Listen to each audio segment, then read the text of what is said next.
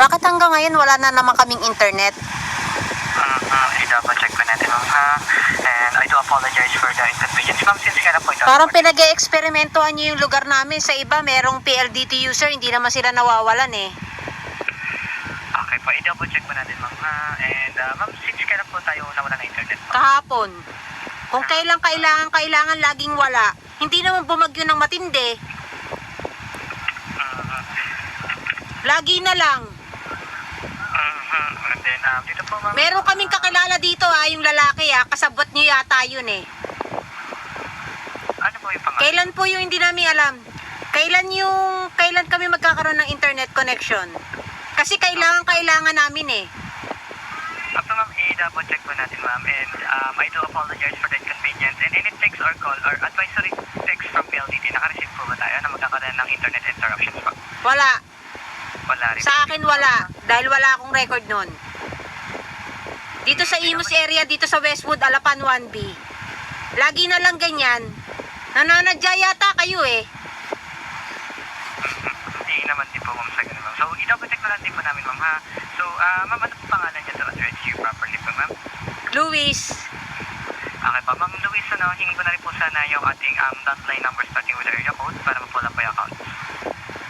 046 046 454 3228. 3228. Okay, thank you for that information. Sige ma'am, and napag-checking kayo ma'am, sino po account owner and kaano niya ma'am?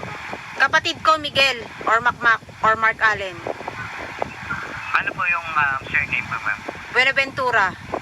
Okay, nag-match naman siya and napag-checking kayo yung active account. September 14 pa naman nga po yung due dates and then affected by an outage nga po tayo ma'am. So, sa may city of Imus, simula po siya ma'am nung kahapon, yesterday, 3:48 p.m.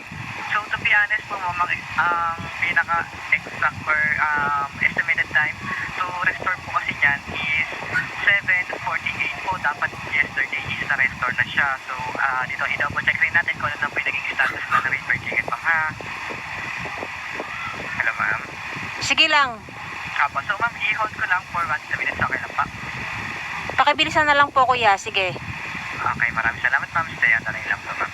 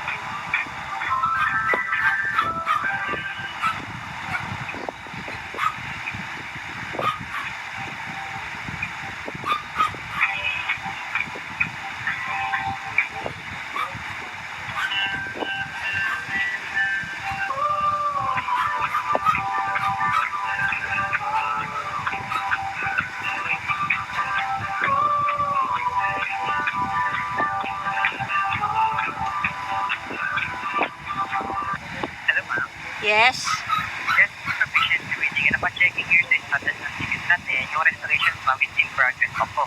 So, yung pinaka-estimated time kasi na may restore siya dapat is kahapon. So, nakatag na to for immediate restoration.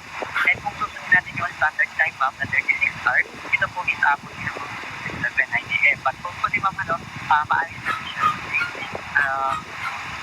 ano naman po siya, facilities PLDT 24/7 naman yung pag-restore nyo. So, kahit or gabi na, babalik naman po yun. Anong oras nga po kuya? Kasi kailangan ko po yung internet eh. Aba, Yung estimated time kasi ma'am, dapat kahapon pa. So, tinagano as for immediate restorations po. Tingin ko na rin ma'am yung number natin para in case na yun, may updates na tawagan tayo ng ating mga technicians. Kasi ma'am, ayun, ongoing for restorations pa rin po sila. Lagi na lang kasi dito, saka, kung ibig sabihin bukas pa yan ng alas 9 ng umaga. Maximum po ito ma'am. So, possible maayos po ito today din hanggang 9 a.m. po. Kung susundin po yung estimated time. Or, Pero ngayon, anong oras yung estimated ngayon? Kasi dapat kahapon restored na, di ba? opo. Pero bakit hindi natuloy? Anong nangyari? Ayun po ma'am, kasi based on sa ticket po ma'am, is in progress po yun. So, for restorations pa rin talaga siya. Pero double time naman po na mag-restore yung ating rebate technicians para hindi na rin po umabot ng 36 hours. So, ma'am, para mabigyan din tayo ng mga updates, ma'am, indicate na rin din po rito yung ating active number po. 046-454-3228. 0946-454-3228. 8. Okay, thank you for that. 046-454-3228. So, ibig sabihin, ngayong gabi, hindi namin maaasahan yung internet. Baka bukas pa.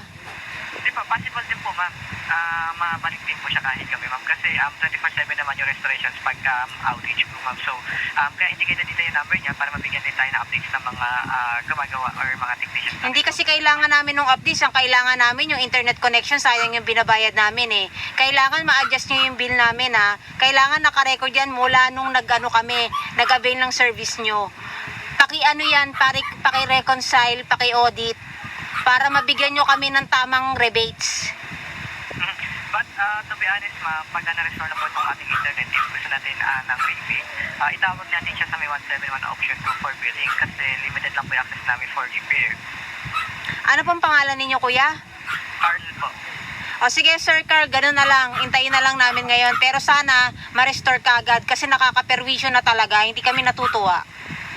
Pasensya ka na kung ikaw man ang nasigawan ko, pero nakakabwisit na talaga yung serbisyo ng PLDT na yan. Ako ma'am, all your emotion or feelings is valid naman. Kahit naman sino po ma'am, ganyan naman din talaga mararamdaman. So ma'am, yung binigay niyo po pala sa akin is landline po. So, if meron po tayong phone number, hindi po, indicate ko na rin po ma'am.